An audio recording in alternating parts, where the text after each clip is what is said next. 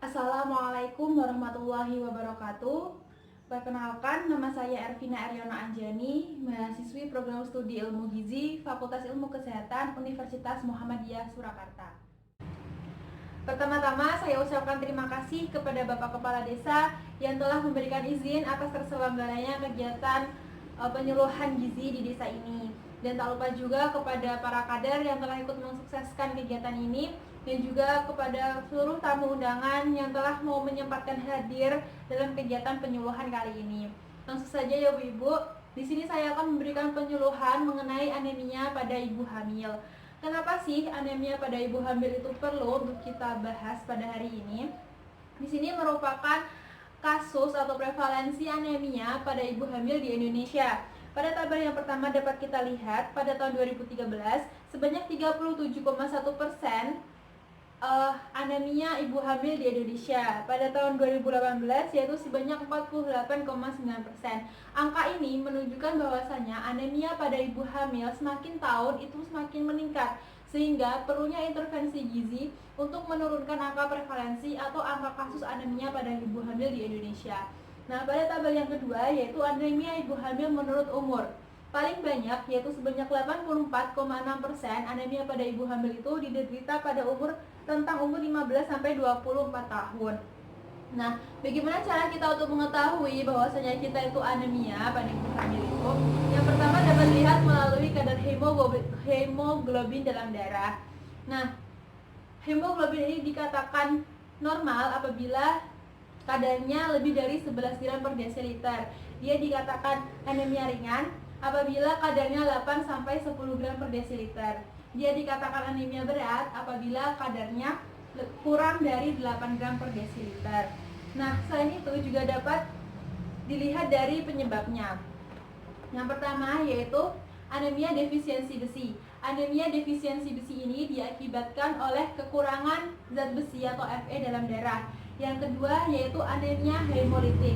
Anemia hemolitik ini disebabkan karena sel darah merah yang hancur sebelum waktunya. Yang ketiga yaitu anemia megaloblastik.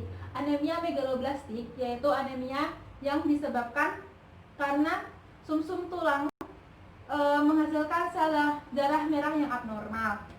Yang keempat yaitu anemia hipoplastik. Anemia hipoplastik ini disebabkan karena hipofungsi sumsum tulang dalam membuat sel darah merah yang baru. Nah, lalu apa saja sih yang menjadi penyebab anemia pada ibu hamil itu? Nah, yang pertama yaitu meningkatnya kebutuhan zat besi untuk pertumbuhan janin.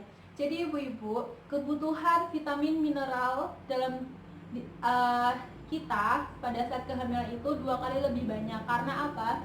Karena janin yang di dalam perut kita itu sumber vitamin mineralnya yaitu dari apa yang kita konsumsi juga. Nah, yang kedua yaitu kurangnya asupan zat besi yang dikonsumsi oleh ibu hamil. Yang ketiga, pola makan yang terganggu akibat mual muntah selama kehamilan, kronis ya Bu, yang seringkali dirasakan. Dan yang keempat yaitu rendahnya cadangan zat besi atau Fe pada wanita akibat kehamilan yang dulu dan juga menstruasi. Kehamilan yang dulu kita mau mengeluarkan darah, menstruasi juga mengeluarkan darah, sehingga bisa terjadi kekurangan zat besi.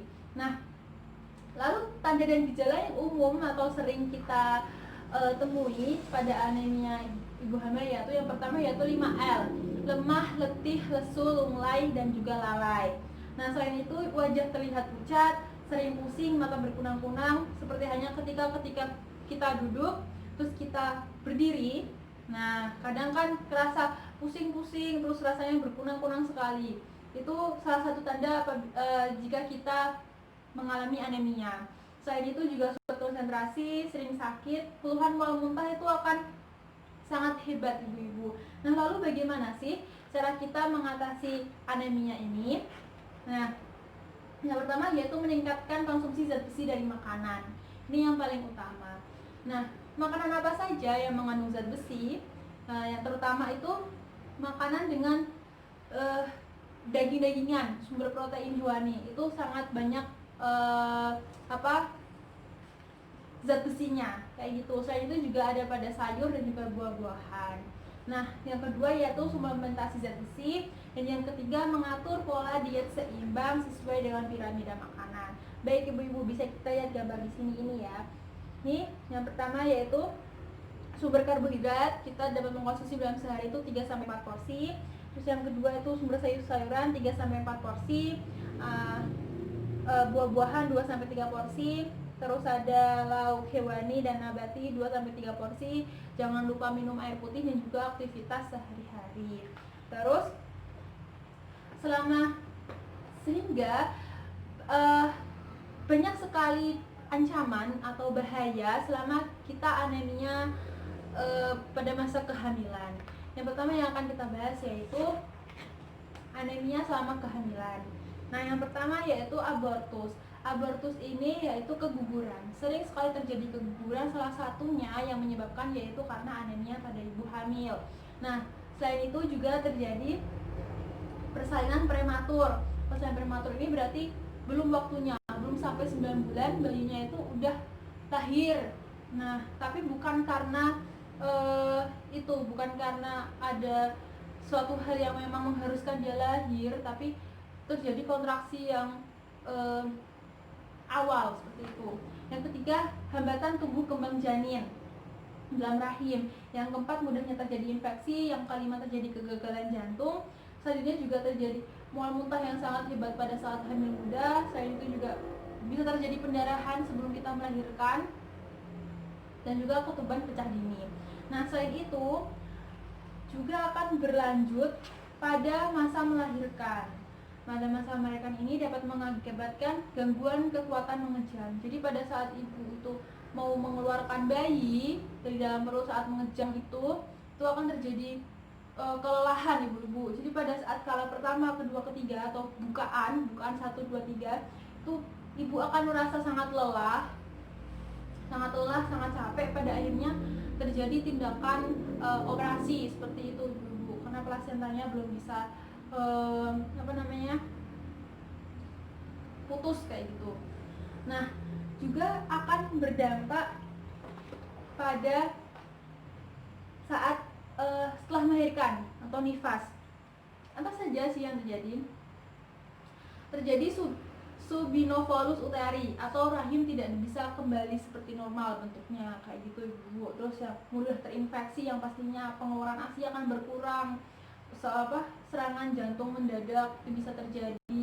Terus anemia pada saat nifas, dan juga mudah terjadinya infeksi mamai atau payudara. Kenapa kok bisa terjadi? Karena tadi asupan ASI-nya pengeluaran ASI-nya berkurang, bayi nggak mau minum susu dari kita, bisa terjadi